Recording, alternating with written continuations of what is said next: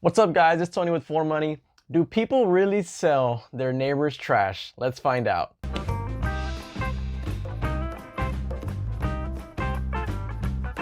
So if you remember, I put out a video where I sold my neighbor's trash. They put out this antique phone.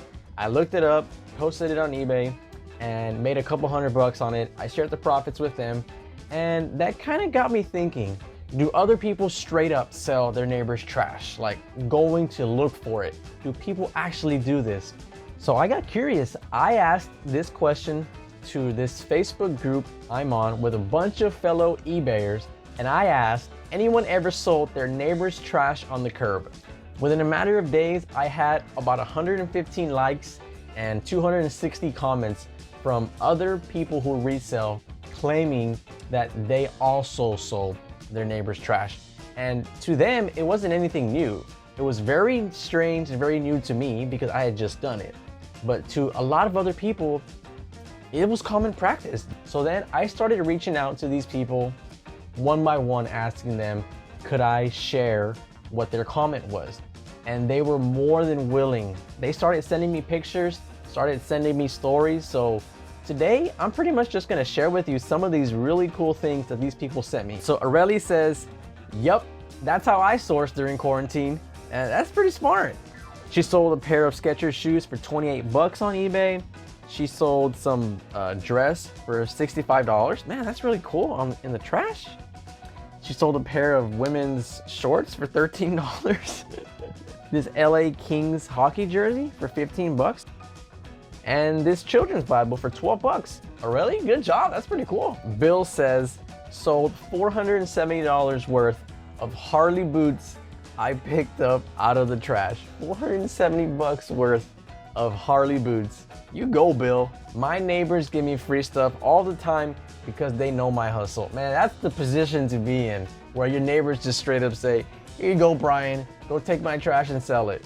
That's where you want to be. Chad says, pick this out of the trash, brand new, sold for $120. This Rainbird automatic sprinkler system. That's really cool, man. Chris says, don't trash shame me, bro. I ain't trash shaming you, man. More props to you, dude. Go sell that trash. Christina responded, yes, saving the environment and padding my bank account. We are currently searching for a cool truck that I can drive around to haul my garbage fines. So much great stuff out there. I will likely make over 1,000 from the last 3 garbage cruising rounds in my neighborhood. Family and friends call me to let me know if they see something at the curb. Look at this, what she found. Pier 1 wicker chair, pending for $100. This 20-inch pink bike, sold for $60. This Scott spreader and weed and feed for $50. Holy moly. This solid wood queen bed for $220 pending. Even if she gets half of that, that's ridiculous. This foldable steerable knee scooter for $70, sold. 70 bucks, oh my gosh. This adult Razor scooter for $260 from the trash? Oh my goodness. This 20-inch bike for $60, a Schwinn. This one, check it out. $400 for 4 bronze metal garden patio benches. Wow. $400. We got a Dyson Animal Multi-Floor Vacuum for $240 from the trash. Oh man, I wonder if she had to do anything to that one. That's crazy. And then a couple months later, she sends me an update. We bought our truck. Can't wait to start making the rounds in it. Check out this truck. Man, you go, Christina. You go find that trash. Dave says, yeah, I scored a fish tank lot once. That's pretty neat. Ellen says, we found this chair for free. My hubby fixed the leg and some ripped fabric. Looked like brand new, sold for $25, but could have got more. 20 people wanted it. That's a really nice chair. 25 bucks, that's fair. I mean, you could have got more, but you also could have got nothing. Man, Ellen, that's a great one. Frank says, grabbed a TV from down the street and flipped it for $70. A TV. TVs are hard. You know that video I posted where I was smashing TVs. Most of them are broken. $70. Man, Frank, that's good. All right, Howard says, answering the question literally, has anybody ever sold their neighbor's trash from the curb? He says, not from their curb. I always drag it back to my place first. Thank you, Howard, for answering the question. Stephanie says, when we walk around the neighborhood, I always suggest we walk through the alley because there aren't as many people there. But it's really an excuse to look through the trash. Hey babe, can we walk through the alley? There's not so many people there. And then you're just looking for trash. All right, Stephanie, I hear you. I hear you. Jerry says, in one stop, I got an $875 saxophone and a $375 microscope. At least that's what they sold for. I never buy anything that I sell. And then he sends me this bike a couple days later. Every day, here's my latest find. Man, good job, Jerry. All right, Jim says, my weirdest flip was I saw a pastel greenish square on the street near my place. Got out of the car and sure enough, it was an iPod.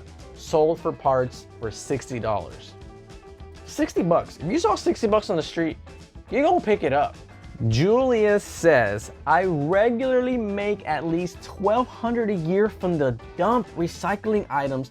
And if I don't want to sell it, I put it on the Buy Nothing Facebook local group. Keeps stuff out of the landfill.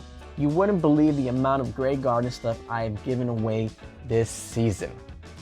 Julia sent me what I think is the coolest one of this whole batch. She found this painting by Kenneth Frazier, who has paintings in the Met in New York City. Kenneth Frazier, an actual painting. She said it was 28 by 33. That's huge. It was laying by the dumpster, which means the person who put it there didn't want to throw it in the dumpster. They left it on the side. So they knew they didn't, oh my gosh. This one just like takes the cake. It's ridiculous. She says, the guys unloading the truck thought I would be more interested in the radio they were throwing out rather than the painting. Kenneth Frazier, 1917 painting. I think she said this one was called Red Hair Lady. I don't get it. There are many reasons why this painting can end up in the trash. I cannot find a good one other than somebody just accidentally threw it out. I just hope it was an accident, but I'm so glad Julia was there. She was able to rescue this painting. She said most of Kenneth Frazier's paintings sell for $3,000 or more. Whew, Julia. That's an amazing find. So much value packed into one little piece that was thrown in the trash, saved from the landfill. Thank you, Julia. Carissa says, I made over 10 grand in the last year selling trash. 10 grand? Ooh, Carissa. She says, I really haven't bought any inventory in over a year now. Once I realized I can get it all for free from the curb or from posting online asking to pick up anything people are going to take to Goodwill. Made 150 bucks on speakers yesterday that were originally going to the landfill. A lot of those items are like local garage sale items. If it was trash, you get anything out of that? Man, Carissa, you go. Maddie says, thing is, my husband is the type of person that puts out perfectly good stuff for trash pickup or for anyone to take. And I'm the kind of person that goes curbside shopping and will dig through a trash pile. We drive each other crazy. Oh, Maddie, I feel your pain. Marcy says, yes, pulled it out of the large dumpster in their yard with their permission. Okay. Made 60 bucks on the pants I retrieved. I mean, how do you ask their permission if it's in the trash? Like, can I take these pants? You know what? No, we weren't ready to throw those out. No, Bill. No. Yeah, I'm sorry, Marcy. We can't throw those away. We'll take them back. Melissa says, did it today and yesterday, tomorrow too. In all fairness, I sold everyone's neighbor's trash. And then she sends me these pictures of a bunch of stuff she found. Some of this stuff's kind of big. I'm guessing you have to have a truck. but she's got this whole box full of DVDs or books, a bunch of stuff that you can see a sign there that says free. That's a lot of cool stuff. Now, you don't know what works or what doesn't, but you can get something for that at a garage sale, $2-3 a piece. Man, that's some good stuff right there. Michael says, yep. Then they tried to buy it from me at a garage sale. Oh, Michael. Hey, Michael, I had a jacket like that once. Really, Randy? Yeah. Hey, how about you take this one? All right, Nicole says, yes, and we have sold the grill we found at the dumps. This is a Weber grill. Weber grills are right there at the top as far as grills go. Man, that's a good one. That doesn't look like it's in bad shape. Great find, Nicole. All right, Rick says, found an iPad and an Xbox in today's run. iPad doesn't charge, easy fix, cha-ching. If you can fix an iPad, Rick, go you, man. Make your money. Shannon says, yes, neighbor set out an IKEA office chair, took it and sold it on Facebook. And then she sends me this picture, 220 volt shop air conditioner, sold for 75 bucks. Somebody threw that out. She picked it up, sold it for $75. Man, Shannon, that's a cool find right there. Susan says, we used to go around every bulk night and load up, sometimes filling the van 2 to 3 times in a night. Made a good amount of those items during our yard sales, and bonus, 100% profit. Of course, that's really cool. No matter what it sells for. Good for you, Susan. Good for you. Tammy says, my neighbors seem to be buying new stuff. They put the old working stuff in the recycling area. Score. She found these 2 humidor cigar containers. She said there was even some cigars in there and this other electronic device. I'm not sure what it is, but it turns on. Apparently it works. Good for you, Tammy. You make your money. Thomas says, does dumpster diving count? I think it counts, Thomas, as long as it's your neighbor's dumpster. Thank you for responding. Tiffany responds with, my first ever sale was a junk picture frame I sold for $20. And then there's this bike that's got a free sign on it. That's obviously for the taking. And this parts bike that maybe she sold it for something. Toby says, yes, $1,000 worth of stuff. $1,000. And then I said, like what? He responds back with all these pictures and he says, I think my neighbor was a rep for 3M and he had all these surplus items that he was using to show customers and he just threw them out and Toby made $1,000 on them. That's really great, Toby. Ursula says, sold the pool fence, found before bulk pickup, 225 buckaroos. All right, Ursula. And then she sends me this picture of any eBayer or online sellers like Holy Grail right here, packing peanuts. That is a lot of packing peanuts. That right there is probably a couple $100 in peanuts. That's really good. She said she found it behind a museum and I would have taken it too. And my last one here from Tori. She says, people throw out amazing stuff. My dad just picked up 2 vintage Schwinn bicycles with comps around 200 plus each. Comps are like what it sells for normally. His friend was tossing out the vintage outdoor patio furniture. He liked it, so he took it off his hands. The comps on those are around 800 bucks to 1,000. And then Tori proceeds to give me what I think is one of the coolest stories. Not the most valuable, but the coolest stories that I have heard when it comes to reselling. So once a year, this guy would come into Tori's town. He lived about 2 hours north.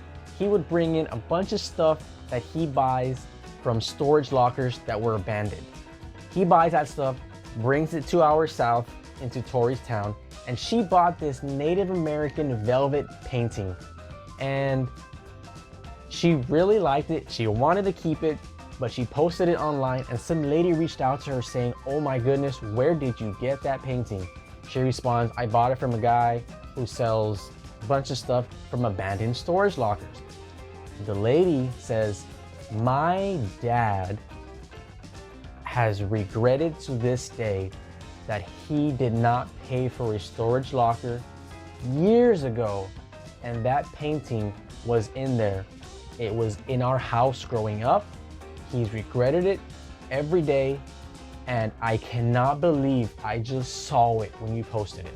I'm reading all this thinking, what a like cycle. This family owned a picture for some reason, put it in the storage locker, didn't pay it. Some guy bought it. He takes it 2 hours south. Some lady buys it. She posts it. And then the daughter of the guy who owns it finds it. What a cycle. To me, that is like an amazing way for an item to return back to the original owner. It meant so much to that father. And for whatever reason, it ended up in a storage unit. And for it to come back to him, that is just so amazing. One of the coolest stories I got from all these people. So in general, a lot of people liked my question, and it really got me thinking about what kind of stuff could I find? Because I found my neighbor's phone, but that was just across the street. I wasn't going out intentionally hunting for stuff. And it got me curious, and I started doing it, and I'm gonna be sharing those with you in the next couple months. Some of the stuff I've been finding was really cool. I was inspired by all these people sharing these cool things they found, the cool stories, put a curiosity bug in me to go out there and see what else I could find. All right, guys, thanks for watching this video. Don't forget to like and subscribe if you haven't already done so. I had a great time with this one. I got to engage with a bunch of fellow resellers. If you've ever found something and sold it, or passed up on something, or known of somebody that has sold something, go ahead and post a comment down below. There's a lot of really cool stuff out there. All right, guys, thanks for watching. See you next time.